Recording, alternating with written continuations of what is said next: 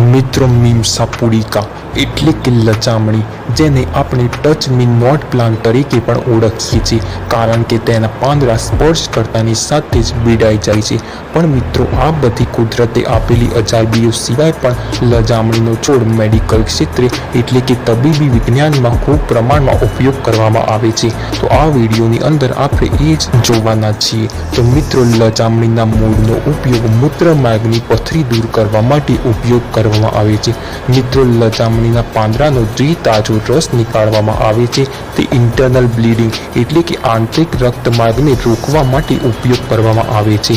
લજામણીના પાંદડાની જે પેસ્ટ બનાવવામાં આવે છે એ ચામડી પરની તિરાડો કે ચામડી પરના ઘાને દૂર કરવામાં ઉપયોગ કરવામાં આવે છે. તે સિવાય દક્ષિણ ભારતના રાજ્યોની અંદર અલ્સરના ઉપાય માટે પણ લજામણીનો એક મોટા પ્રમાણમાં ઉપયોગ કરવામાં આવે છે.